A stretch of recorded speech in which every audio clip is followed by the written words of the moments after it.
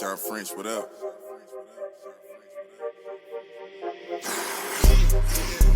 This one luck, I let the pain inspire me. I put my all in everything I'm doing. Up until it's done, I'm me for the entirety. I put in overtime, I be working. Just know I'ma go for mine, cause I earned it. They watching, I know it's time. I confirmed it.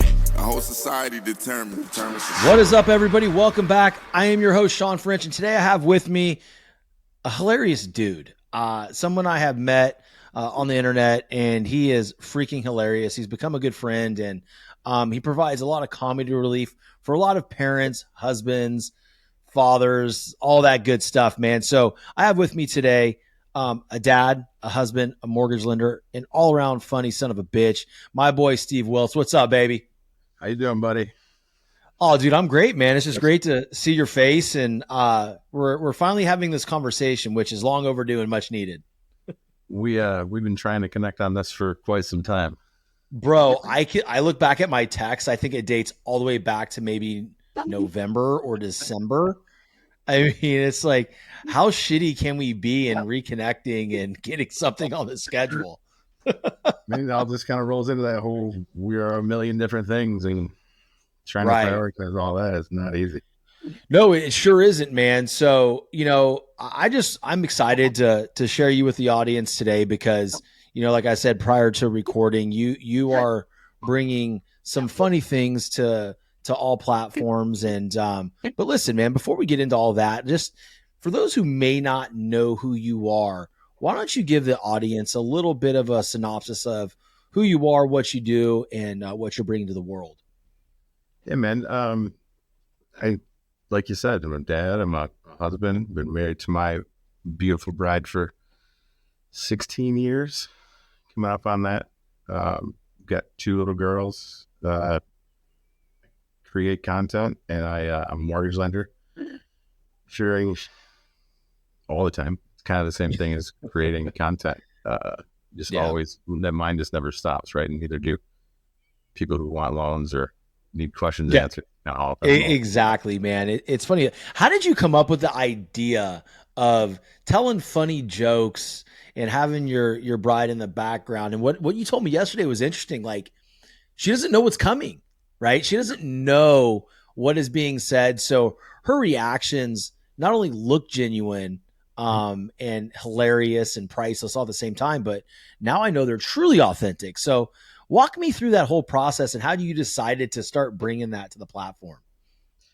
I learned, I've probably been doing this for, 3 years, a little over 3 years, maybe on social media in general. And it didn't start with, definitely didn't start with the jokes. My main thing when I started was mental health. I think I was doing some healing, going through some shit and figuring out how to deal with that. I've always been pretty introspective and very self-aware, and being able to try and started sharing that, just being vulnerable, and attracted a crowd and started. I saw the impact that had there. So I was doing a lot of that. Probably a good 2 years of that, and it garnered a pretty good reach out of that. Doing the dad thing, we started these little smile cards with my daughters and started handing those out with just a message for people.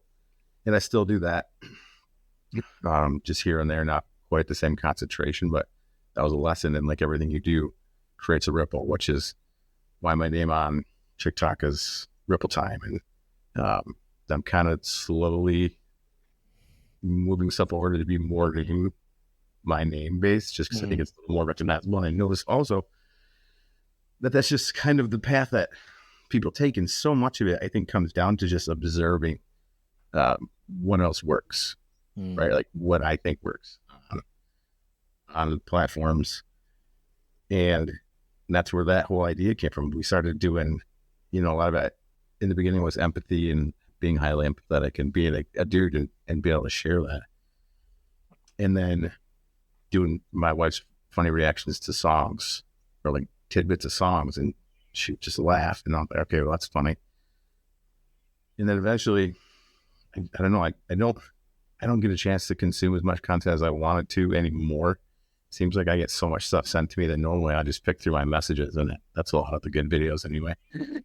But the there's this Emily chick, and she's the one who does just straight deadpan comedy. And I've always thought, I love making people laugh, and I think I'm a pretty funny guy. And I would agree. Right.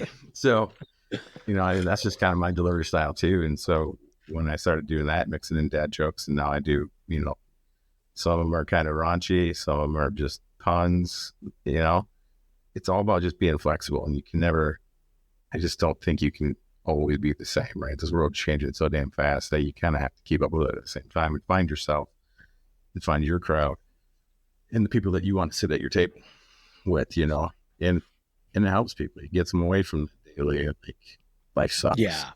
Dude, I want to touch on something, man, because I think it's something that, there's not a lot of men out there doing, and I think more are starting to.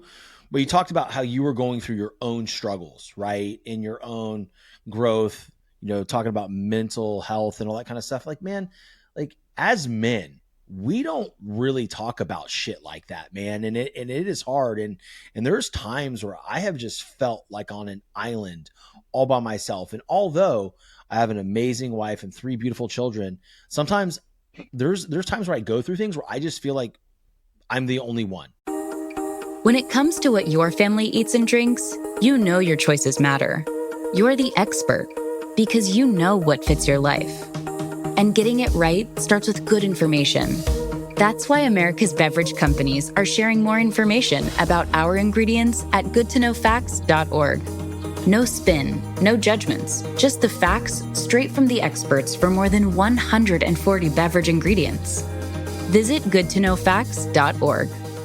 Like, there's a magnifying glass on my ass and I am the only one on this island and I'm struggling, dude. Right. And it's gotten better, but I think it's something that, I really find important. So, how did you find the courage to do that? Because for those of the people that are listening now that may be going through struggles, they sometimes feel like they can't talk about them because, if they do, then they're exposed. And if they're exposed, they're weak. And if they're weak, no one understands them and no one respects them. And it's actually the complete opposite, right?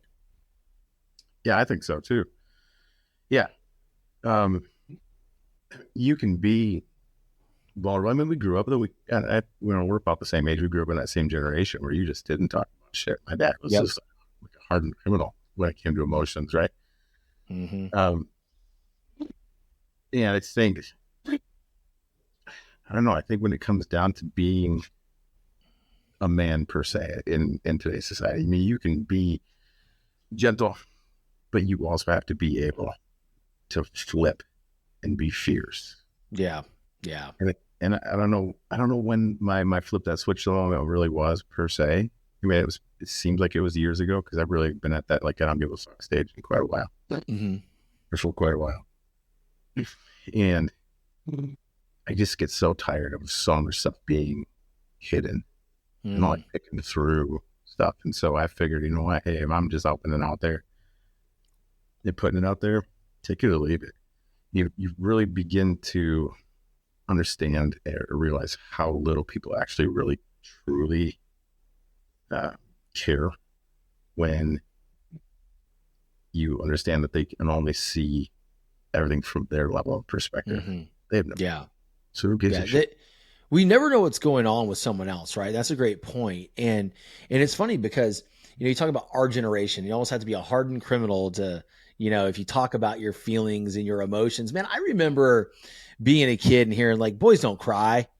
You're a man. I'm like, motherfucker, I'm 12. Like, I have some emotions here. I'm fixing to cry here. Like, I don't like what's going on. And I think what's important is, and to your point, you have to understand when to lead with sympathy and empathy and love and just straight up kindness, but also as a man, when to flip that damn switch.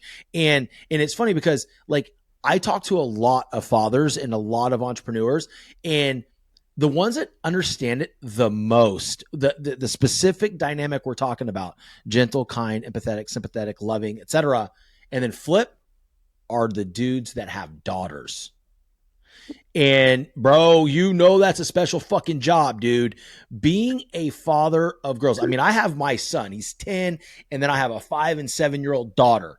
And there's times where I fail miserably. For instance, this morning failed massively, right? I think I failed twice this morning. Just to be upfront. So first time I go into my son's room and he's like literally got his, he's got a little bunk bed and he's got the little trundle thing underneath with all his clothes. And like this joker is ripping all of his clothes out of, I'm like, bro, what are you doing?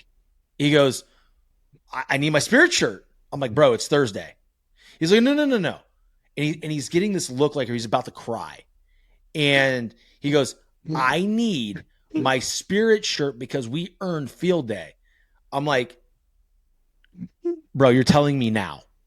Like you're literally telling me now. We're walking out of the door in 25 minutes.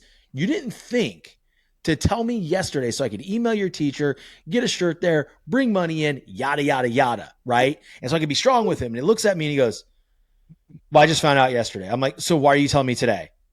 I was like, here's a shirt right here. He goes, that's not the right one. I go, that's the one you're wearing. Like that is literally the one you're wearing, dude. Can't help you. Don't bring me something that I can't fix. I apologized to him. I was like, hey, maybe I was a little bit hard on you, but you have to understand, like, you got to get better at communication, man. And that's something we're working on him with. So it wasn't just about that one specific incident. There's been multiple times. It's like homework. It's like everything. Like, oh yeah, by the way, I have this project I have to do. It's due tomorrow. Like, dog, it's 8 p.m. on Sunday, And then the other one was, you'll appreciate this one. My daughter looks at me like she saw a ghost. And she goes, Dad, this is my 7-year-old. Dad, Mama took my hand sanitizer and the sanitizer that I have, I don't like how it smells. I was like, don't. Like, I'm not doing this. I'm like, I said, I felt like that old clip, like playoffs. We talk about playoffs. I was like, hand sanitizer. We're talking about a scent of a hand sanitizer here.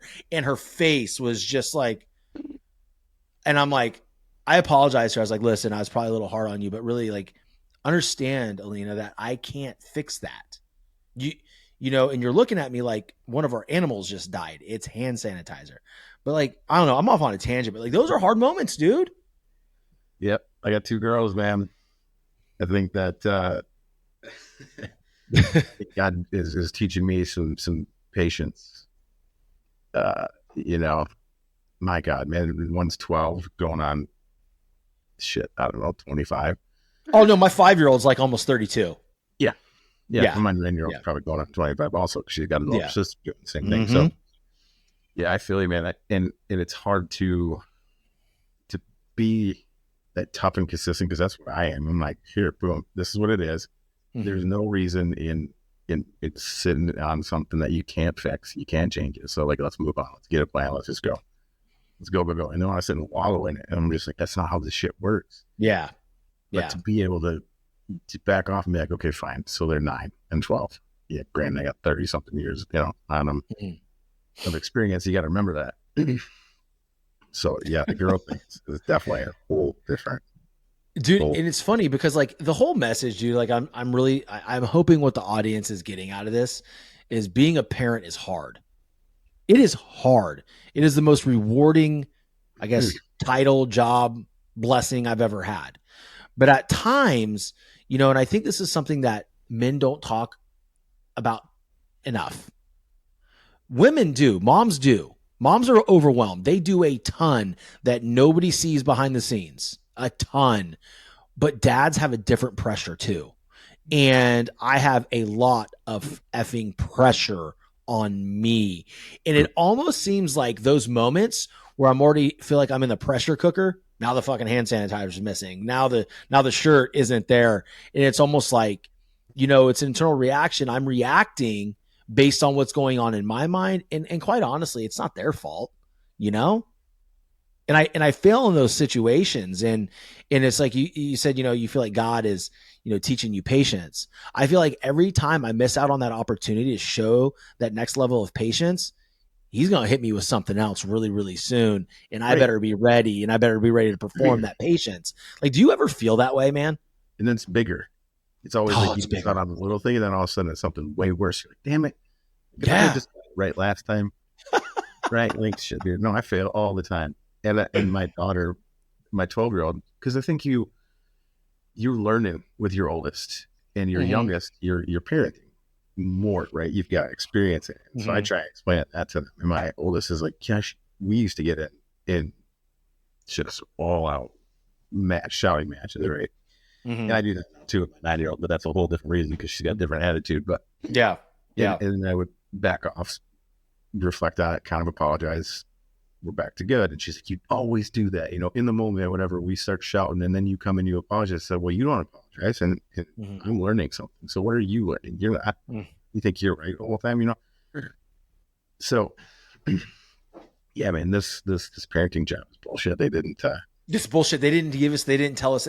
I feel like kids need to come with an IFU like medical products do, like instructions for use, right? And parenting. It's like, where is it, dude? Because, I this is something that I really admire my wife about, for. She, early on, right, she would have those massive reactions. Now it takes her forever to have any type of outburst or for her to lose her shit. For me, it's still raw, right? And she says to me all the time, she goes, babe, like, how do you not see this? Like, this is what happens. Like, you have to have a longer fuse. You have to have a bigger base level or foundation of patience and good energy. So that way they come to you and they're comfortable. And I've been doing a better job of it, but I always feel, dude, and this is something that I know all parents can appreciate. I always feel like, man, I really fucked that one up. Like I'm not even close. And the only thing I can say is like, he's still working on me, man. I know I'm cursing, but I still, I'm not perfect, but I believe that, God is really working on me and I feel it in so many different aspects of my life. But this parenting journey, man, it's hard, man. It is. I always feel like no matter what I do, they're looking at me, right? They're looking at my reactions. They're looking at for leadership. And for the most part, I do a pretty damn good job. But man, there's just moments where I just feel like I just don't have this figured out. And I don't know if I'm ever gonna. Yeah, I had a big, long conversation with a couple of buddies of mine. They're realtors. We were talking about, you brought up, hey, I swear and I do that. And I swear in front of my kids. That's no secret. They call me out on that and all that stuff. And I said, you know what? If that's the worst thing I do, like, I'm going to do way worse shit. Like, you can find whatever you want to pick me apart with. I said, but I guarantee you, my chances of going up, having one end of days come is 90% greater than a lot of these people who are walking to the church doors all the time. I know. 1,000%. Yeah. So I had no problem with that. And my wife and I disagree on that here or there, but it is, I also feel like when you talk about the pressure, I mean, that's something that I don't want to say we do it to ourselves, but it's there, man. Like, I get pressure for me is making videos. Dude, I make a solid amount of money on these. Like, now they're gotten this far.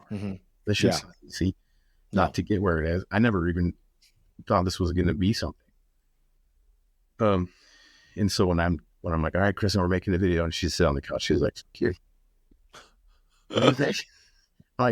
She's like, I look like hell. I'm like, you look great. It's great, babe. Come on. Who do you need to look good for? What the hell? Yeah, you're in the corner of the couch. You already got your trophy, husband. What are you worried about? What the hell? I gotta get the shirt, man. and so I'll get angry about it because I'm feeling that, like, okay, I gotta keep this rolling. Like, it's always continuous. Right? We're always doing something. But then I probably didn't ever share that with her. Like, okay, here's where we're at with everything. This is why I want to do what I want to do. I don't share the why enough. Yeah. I think there's a big thing too when it comes to the pressure. Like, man, I'm thinking I want to go and do these different vacations and trips and all this stuff. I'm like, where's the money from? Right? Yeah. This is my plan, but I never shared my plan. So much of stuff that I think we all go through, men and women alike, is self-inflicted because we either don't communicate enough or we have an expectation. Yeah. And expectations are bullshit. I can't stand expectations. We all have them and I still have them too, but you get a lot less stressed out when you when you not lower those, we just don't even have them. You just able to roll punches and realize that works itself out. It's funny because, my wife and I, she's involved in my business too. And we're going through a lot of things behind the scenes right now. And, a rebranding, a relaunch, like a whole bunch of cool things that are just going to be amazing. And I think from the wife's standpoint, it's like, you're still just my husband. Yeah. You're still just her husband and the father of her children. So like, there's times where they just want the sanctity of the family. They don't want a camera around. They don't want to talk about your video. They don't want to talk about what's new with the Determined Society brand. They don't really care, right? They care, but they don't. All they want is the man that they married. And it just so happens that after they married us, we found this talent that we had, this gift to where, sorry, this is just what it is. And, I had a really interesting experience the other day. I went on a date night with my wife. We went to Cooper's Hawk Winery. It was great. We had a glass of wine and, a nice meal. And we did not talk about our business once. That was really cool, man. And so, I don't know. You just brought that up, and I just kind of feel like I feel that too, right? It's like, oh, you want to talk about this shit again? Or we're going to do this video again. And I don't really include my wife in anything like video wise or anything like that. Early on, I had a bunch of like imposters like copying my account, right? Downloading my videos and my pictures of my children, my family, and making fake pages and going and trying to sell cryptocurrency to people or Bitcoin or whatever the fuck, right? Widgets, I don't know. And, once I got verified, that stopped, right? And so for me, I'm like, yeah, I do not want to put my kids on my grid. Unless like my wife collaborates with me on something like a gymnastics meet, like last week, like I'll do that. Right. But dude, I just think that in this space for those creators that are going to listen to this and that are listening right now it's super important to be able to not just include your family, but also understand where your spouse is coming from, because for you, where the way you read it is like, you don't get me. Like, you don't understand what I'm doing. You want to go to Fiji next year. How am I going to do that? I'm not saying your wife wants to go to Fiji, but I'm just saying, like, what wife doesn't want to go to fucking Fiji? Right. Let's just be honest. Right. Sure. But like, sure. I want to go to Fiji, but I'm not doing this because I'm in love with hearing my voice or producing stupid reels and putting them on Instagram. I'm doing them because there's a bigger purpose here. Right.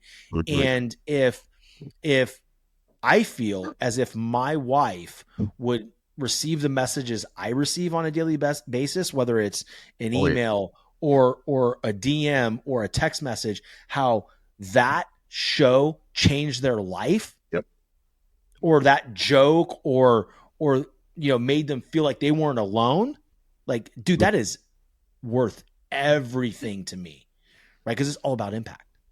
I 100,000% agree with that, because I get those all the time, and it's a stupid joke thing, and they oh my gosh, you made me laugh today. I haven't laughed in a week or what, something like that. And you took the time to send the message. I always am pretty appreciative, and I always point it out. And I respond to as much stuff as I can, because they took the time. They meant something to them.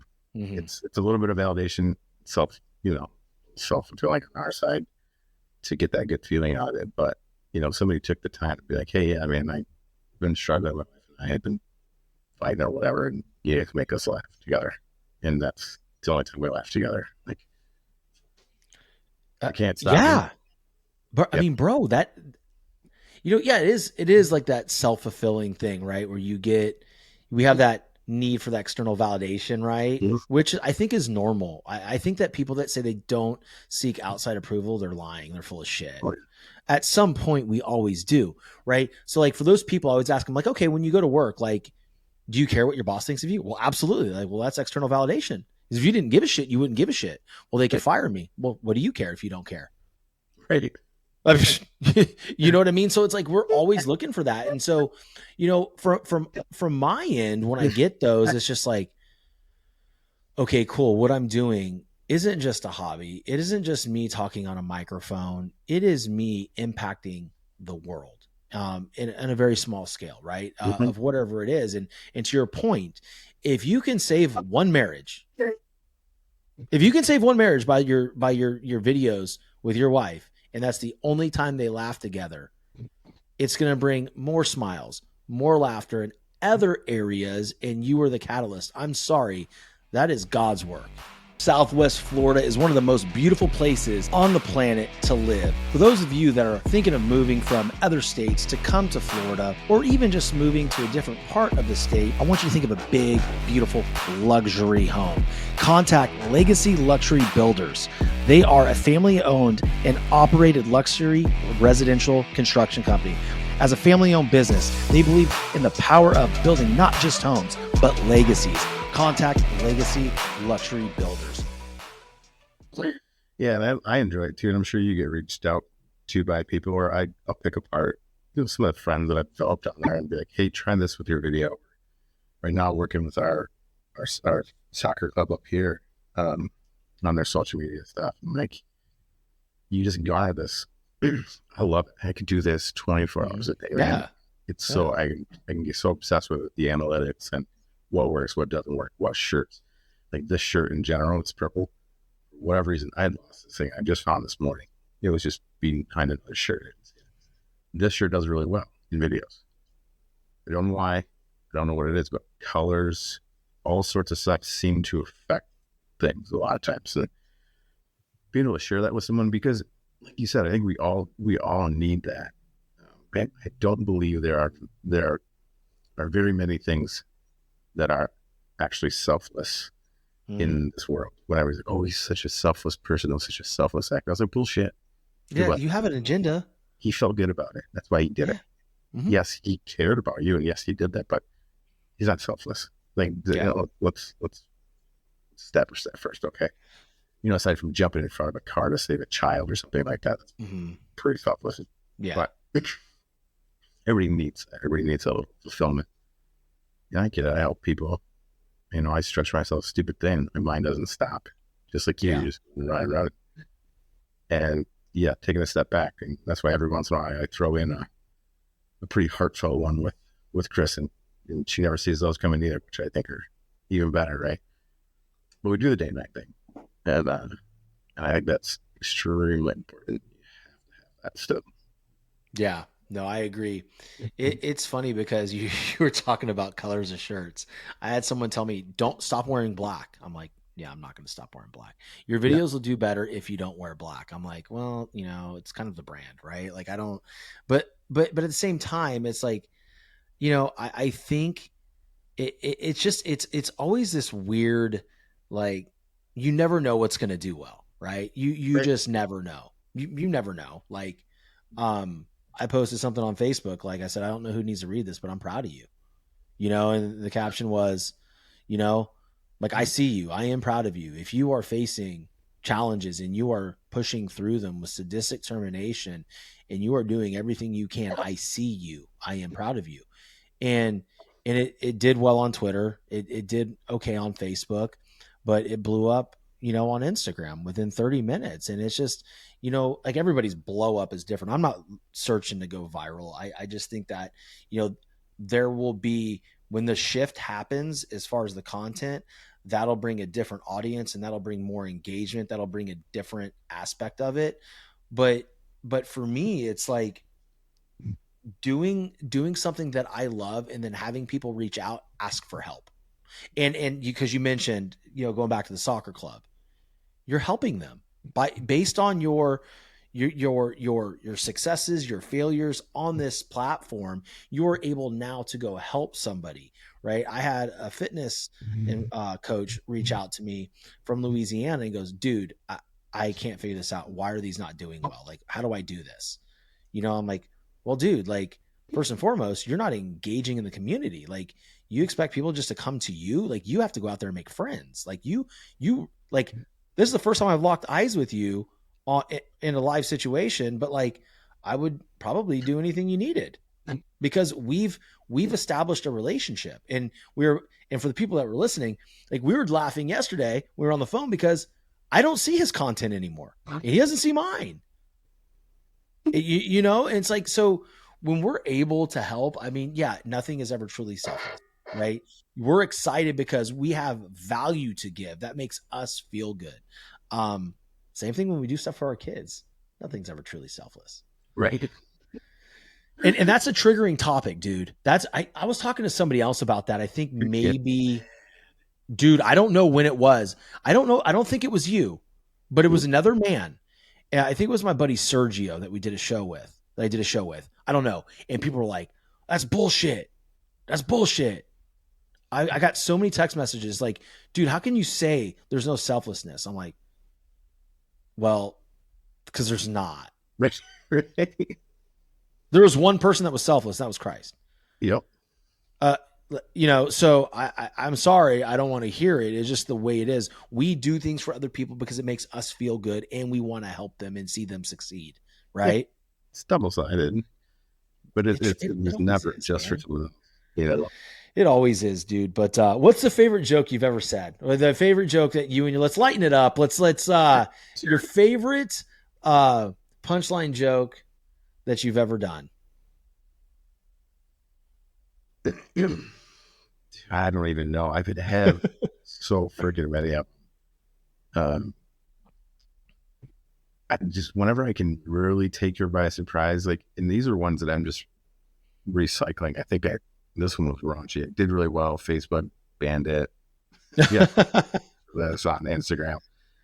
But it was like the real reason that women get yeast infections is so that they can understand what it's like to live with an irritating cum. I died. It's not my joke. I'm just seeing it. And I wrote it down and I have this list, right? But, I'm doing this thing. It's in the realtor's office here too. And I'm putting out like an hour-long education thing on social media and stuff. And I've told them, help anybody. And I do help a couple different ones. And I keep meaning to put a Facebook group together, do some things for them. But they asked me to title it, and I said, my title was Steal Like an Artist. That's actually a really good book. But the continuation of it was that you don't have to reinvent the wheel. You just simply have to put your own spin on it. Mm-hmm. And you get so many haters out there because you're not saying anything different than anybody else out there. I'm, a lot of my stuff I actually do come up with, but I'm sure someone else is. Mm-hmm. And that's the thing, is like, people are going to hate, they're going to hate. But the biggest thing is just taking action. Yeah. Taking action and be polarizing. It's all out. Piss off some people. That's the one thing that I don't do well enough. But it's coming. It's coming. Dude, it's coming, dude. You just shift.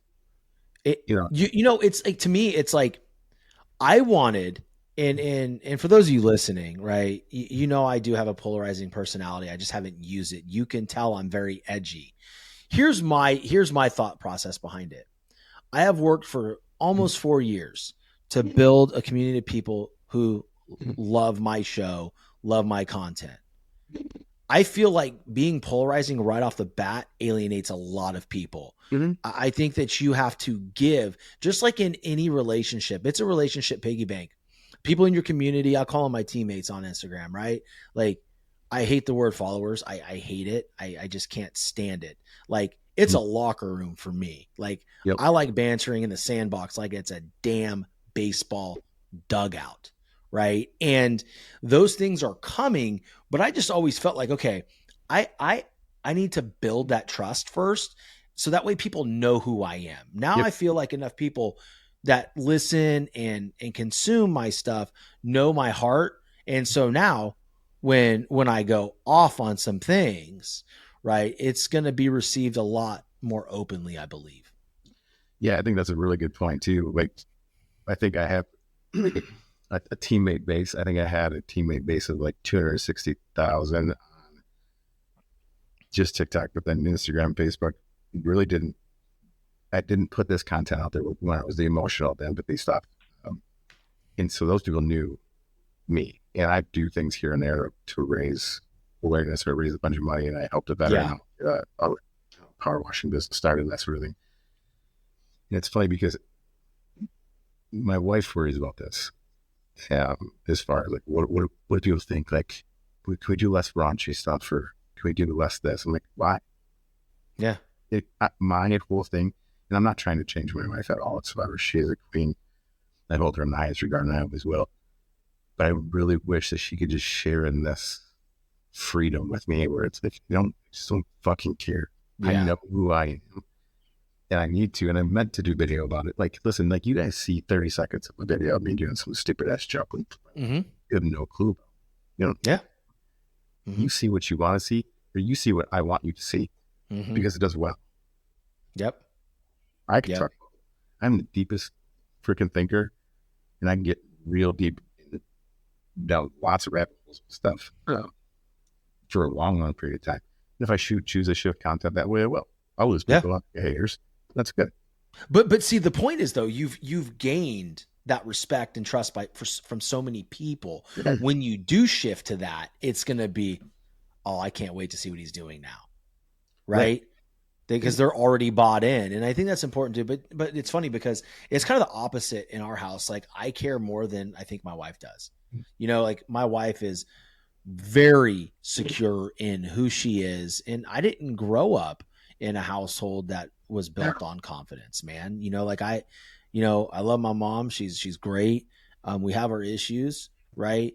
But, my biological father was gone by the time I was 2.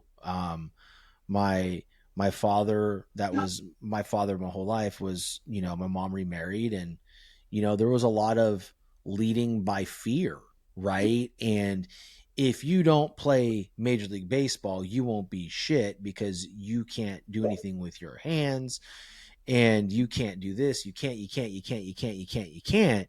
And that brings a lot of insecurities, right? And I'll be the first, man. Like, and this is something too, man.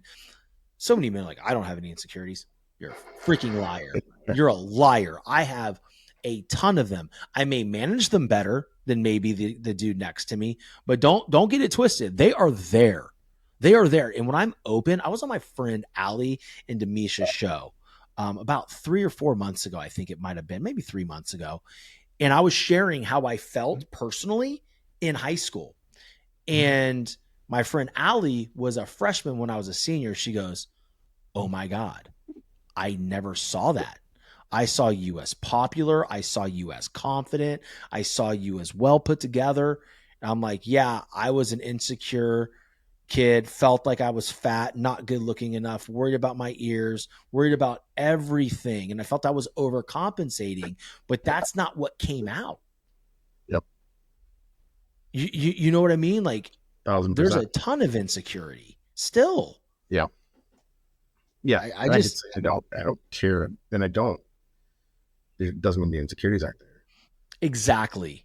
And I'm not challenging you on that at all. I'm just saying, like, for people to say that they don't have insecurities, that's crazy to me, but like my wife, absolute 12 out of 10 smoke show Ecuadorian, like gorgeous. And early on in her life, her dad said to her, you are going to be so beautiful, but your confidence needs to come from your brain. And my wife, like, if she is anything, she has that hubris around her cerebral abilities. Right. And that's attractive to me. It's like, you look like that, and you're like, your brain's your most attractive asset. Like, yeah, like, spend the rest of your life with me, please. Right. So I don't know where we're going with that, but it's it's just one of those things, man. It's just, it always just comes to my mind. I think about it a lot, and, it's just interesting to me. I think, I love where our conversation goes back and forth kind of all over the place, because I think that's the biggest thing. Like, I see my wife in a way that she does not. Yeah. I mean, I think she's amazingly beautiful in her worst moments. And I think that women in general, if you look at it, they get plastic surgery or Botox or whatever. She gets her nails done. She gets her lashes done. All this shit. It's not for me. Sure as hell not for me. Yeah. Doesn't make, does she look good with it? Yeah, absolutely. She look as good with it without it? Absolutely. Yeah. And so you see all the different relationship stuff that's always on there. And one thing I picked up on, and this had to be a long time back, but somebody was talking about the fact that women marry men for their potential when men marry women for who they are in that moment. Wow. And I think that is just, I just felt that because when we got married, I was like, oh, okay, she's going to be amazing. She's going to be a lawyer, or she can be a doctor or whatever. You're like, she is amazing. Yeah. And I feel like that women in general, now that's a polarizing thing, sure. But I think if people really think about it, you really look at that, I think that's pretty damn true. Well, I mean, dude, I provide down the road, right? Yeah. I mean, look, dude, if I were to sit here and tell you that I felt my wife married me for the man I was then, right. How could she have? Right. How could she have? Yeah. You know, I was about, and this is what's funny. Like, I locked her down when I was like 250 pounds. Fat as shit. Like, what are you thinking? You could have anybody. And she's like, you have the best heart, and you're the most genuine dude I know, and you're an amazing father. Like, I like, you're it. And you're going to be a provider, you know? And whereas with her, I was just like, she's everything I wanted in that moment. Like, already. Right. And so that's interesting, dude. See guys, he is a very deep thinker. He's very deep, because I've never thought of that. But yeah, I mean, dude, she didn't marry me for the dude I was back then. There's no way in hell. She can say whatever she wants. There's no way on God's green earth that I ever deserved her. I still fight to deserve her. Yeah, absolutely. Yeah. You know, you were talking about, to another quick left turn, but same kind of arena. I mean, I really failed, and this was a couple weeks ago now with my oldest. I remember what we were doing, just goofing around, and she wanted me to stop, and I was just goofing around with her, and it turns into this massive fight. And she starts calling on stuff from, I don't even know why or whatever, you know, kind of holding on to things. And I lost it. And I was like, you guys have no idea what goes through my head every day. Mm-hmm. And I'm trying to tell a 12-year-old that no one cares what a man feels like until it turns into anger, and you can all of a sudden point fingers at him. And I think there is so much truth to that, but I'm sitting there trying to blast this at my 12-year-old like a dumbass. Like, she don't know. Can she understand it? Yes. But is there really in that moment the right thing? And I was yelling, she was yelling. And I mean, it was bad, but it's when you do a lot of thinking like that, and you're pretty self-aware about stuff. Same as you need to determine society, right? That gives a term to it. I know how your mind works, so at least a little bit, just from the name of everything you do with the content that I've seen the friends become. Trying to tone that down is not easy. No, it's not. And dude, it's funny because you brought up something with your 12-year-old, and every father has their trigger. Like, you know, I've said this very inarticulately at times. Like, you guys have no clue how much I fucking do. Like, there's not many fathers that wake up in the morning while the kids are getting ready, does the lunches, does the breakfast, does the waters, does the coffee, blah, blah, blah, blah, blah. And, you know, it's a lot because I also have my stuff. My phone doesn't ever fucking stop, dude. Like, my email's blowing up. Like, even since we've been on this call, I've gotten like 20 texts, right? Like, you know, if it's not my payroll business that I own, it's my brand, it's something. And then to go out there to the car when I have warm breakfast for my 5-year-old, and she goes, I don't want this. I'm like, what the fuck? Like, I'm just like, that's the way I feel inside, right? That's the way I feel inside. And I know I haven't been cursing a lot on my show lately, guys, for you listening, but this one is just, you're going to have to deal with it, because this is what goes on in my mind. It's like, it's you don't appreciate me. Like, you don't appreciate me. Like, yesterday was one of those moments. I stayed quiet and it festered. And I walked in, and then my wife called, and then we got into it because I subconsciously took it out on her, and I had a condescending tone to me, right? And but the thing is like, I'm like, what did you want? I wanted avocado toast. I'm like, well, freaking sorry, okay? This isn't Sunday brunch. It's Tuesday or Wednesday, whatever day it was. It's like, but those moments. Yeah. You brought up feeling appreciated. And I think to me, that's my love language. Mm-hmm. And that's just how I feel about it. Like, yeah, I don't care. You could tell me you hate me all day long. We're going to get in scuffs, whatever. But if my kids, and they know this a little bit, they don't always remember it. Just simple thank you. Hey, Dad, I see you. Appreciate you. Same thing for my wife. And we've had this conversation, her and I have, multiple times, because her love language is totally different. And so trying to meet each other in there where I have to show her differently than she shows me is a constant battle. Yeah. Also, but gosh, man, I think any man in general, it's just, do you see it? Mm-hmm. And yeah. Do you see me? Right. Yeah. Do you see Dad? And let me, I don't want people listening to think that I have ungrateful children, because I don't.